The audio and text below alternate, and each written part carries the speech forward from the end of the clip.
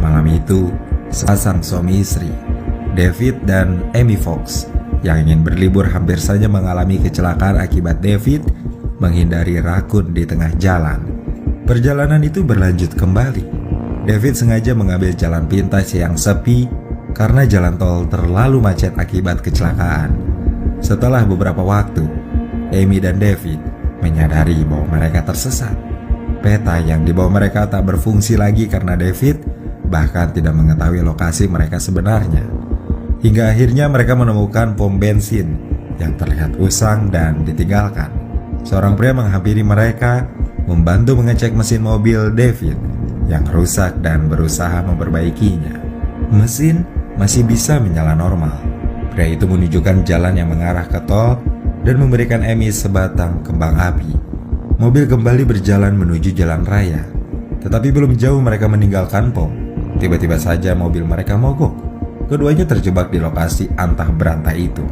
David memutuskan untuk berjalan kaki kembali ke pom yang memiliki motel di sampingnya. Amy mengikutinya. Di tengah perjalanan mereka bertengkar karena David mulai membicarakan tentang Charlie, putra mereka yang meninggal. Amy mengabaikan pembicaraan mereka dan berjalan lebih dulu. Ketika mereka sampai di pom sebelumnya, pria yang sempat mereka temui sudah tidak berada di sana. Keduanya memutuskan masuk ke motel untuk mencari informasi tentang montir dan bengkel terdekat. Pertama kali mereka membuka pintu lobi. Terdengar suara jeritan dan teriakan perempuan dari dalam. Amy yang ketakutan meminta David untuk kembali, tetapi suaminya itu tidak mau mendengarkan. Bel ditekan beberapa kali dan seorang pria berkacamata keluar. David menanyakan apa yang terjadi di dalam. Penjaga motel itu berdalih sedang menonton televisi dengan menunjukkan remote-nya dan suara jeritan itu berhenti. Amy sedikit lega meski masih merasa khawatir. Penjaga itu bertindak aneh, seolah-olah ingin mengulur waktu. Ketika David menukarkan uangnya dengan koin agar bisa menelpon bengkel lain, ia memperlambat menghitung koin-koin itu. Ketika David hendak menggunakan telepon umum, ia baru mengatakan bahwa bengkel manapun sudah tutup di waktu selarut itu. Mereka terpaksa menunggu pagi tiba dan menginap di motel.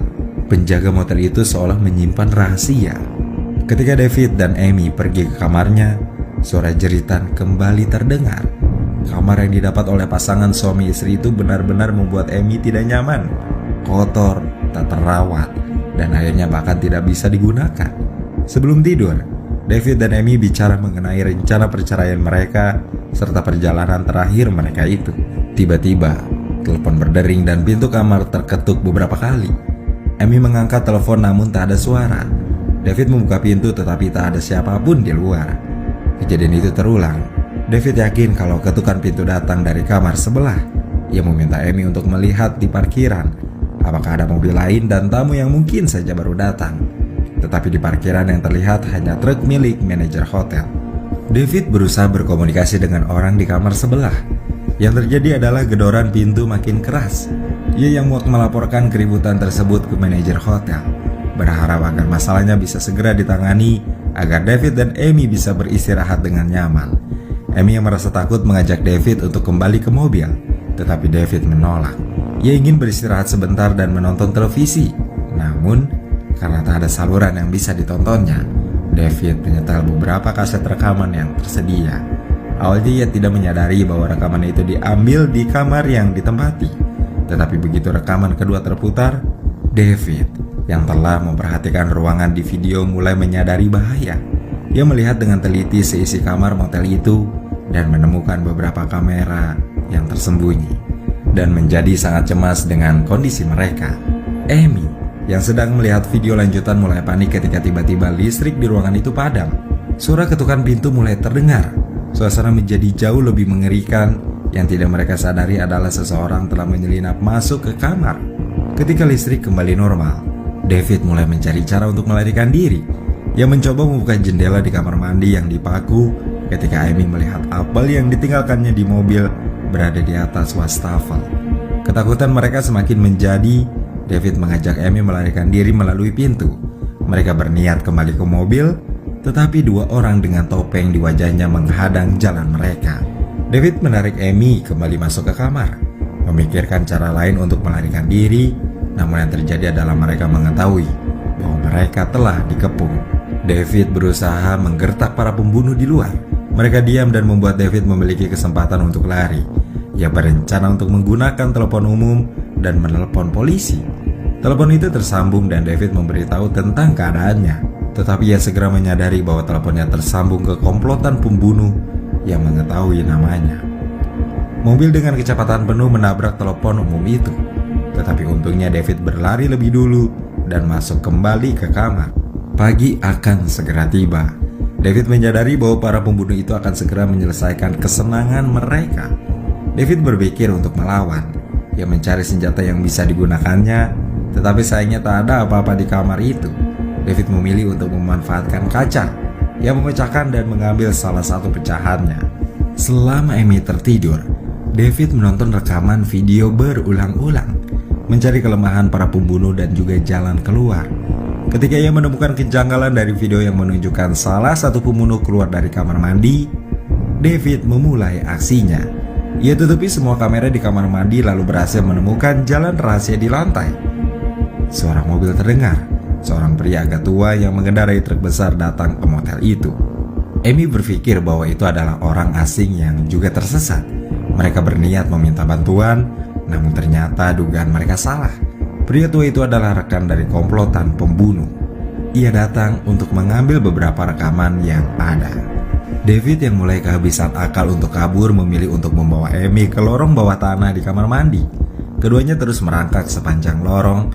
Lalu ketika mereka hampir sampai, akhir dari lorong itu sudah dipenuhi oleh tikus. David dan Amy memilih terus bergerak. Lorong bawah tanah itu membawa mereka ke ruangan di lobi hotel, tempat manajer menyimpan banyak rekaman dan memantau keadaan kamar. Amy menemukan telepon di sana dan ia berusaha menghubungi polisi. Tetapi sebelum sampai ia mengatakan nama dan lokasinya, manajer motel dan pembunuh sudah datang.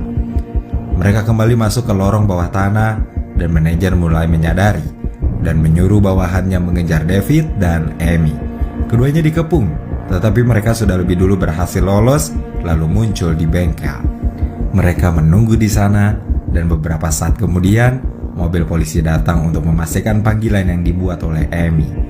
Polisi tua itu melihat-lihat keadaan di sekitar motel dan masuk ke kamar nomor 3. Ia melihat televisi yang rusak dan beberapa keanehan, serta video yang sedang disetel oleh David. Polisi itu ketakutan. Ia keluar kamar sambil menodongkan pistol dan Amy mengambil kesempatan itu untuk ikut melarikan diri. David yang membuat salah satu pembunuh tertahan segera menyusul. Mereka menaiki mobil polisi itu. Tetapi sayangnya manajer hotel sudah merusak mesin mobilnya. Ketiganya kini terjebak. Polisi berusaha untuk melakukan tindakan dan dia membuka kap mobil untuk memastikan mesin mobil masih bisa diperbaiki. Tetapi yang terjadi adalah ia lengah dan salah satu si pembunuh menusuknya hingga tewas. David dan Amy kembali berlari, masuk ke salah satu kamar dan meninggalkan jejak palsu agar pembunuh tidak mengetahui keberadaan Amy. David menyembunyikan istrinya di loteng, sementara ia akan mengambil senjata di lobi. Sebelum rencana itu berhasil dilakukan, ketika David membuka pintu, salah satu pembunuh menusuknya. David terkapar. Meski masih hidup, ia tidak bisa melawan. Amy pun tidak mampu membantunya karena diminta untuk bersembunyi. Untungnya, umpan yang dibuat David berhasil. Komplotan pembunuh benar-benar berpikir bahwa Amy berhasil melarikan diri. Mereka mulai mencarinya keluar motel. Hingga pagi tiba, Amy baru keluar dari tempat persembunyiannya. Ia langsung ketahuan oleh dua pembunuh. Kejar-kejaran itu berakhir ketika Amy mengambil alih mobil. Salah satu pembunuh mengganggu Amy yang sedang menyetir. Mobil bergerak tidak terkendali dan menabrak salah satu pembunuh yang lain serta membentur dinding kamar. Akibat kejadian itu, dua orang pembunuh tewas, hanya menyisakan manajer hotel. Amy masuk ke lobi, berusaha mencari senjata dan menggunakan telepon. Namun yang terjadi karena tidak berhati-hati, leher Amy kemudian dijerat oleh manajer hotel yang bersembunyi. Perkelahian sengit dengan tangan kosong itu tidak terlalu menguntungkan Amy. Ia dipukuli hingga wajahnya babak belur. Manajer hotel mengambil handycam lalu merekam wajah Amy. Ketika manajer hotel itu berpikir Amy telah pasrah dengan nasibnya, justru Amy secara mengejutkan memberi serangan. Ia pun melarikan diri lagi, namun dengan cepat ia kembali tertangkap dan dianiaya. Manajer hotel melemparkan Amy ke lantai, membuat perempuan itu berhasil mengambil pistolnya yang terlempar. 3 peluru dilepaskan oleh Amy, mengenai jantung dan tubuh manajer hotel. Pria itu tidak bisa lagi bergerak, tubuhnya limbung lalu terhempas cukup keras ke lantai. Manajer hotel pun telah mati. Amy pergi ke tempat tubuh David tergeletak, memastikan bahwa suaminya masih hidup. David ternyata hanya pingsan. Pria itu sadar saat Amy mengguncang tubuhnya. Amy bertindak cepat untuk memanggil bantuan. Kabel telepon yang berada di saku celana manajer hotel diambilnya untuk menghubungi polisi.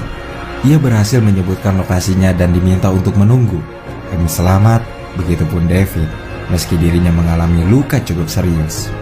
Film selesai dengan menunjukkan Amy dan David yang berada di depan pintu kamar motel, menunggu bantuan datang.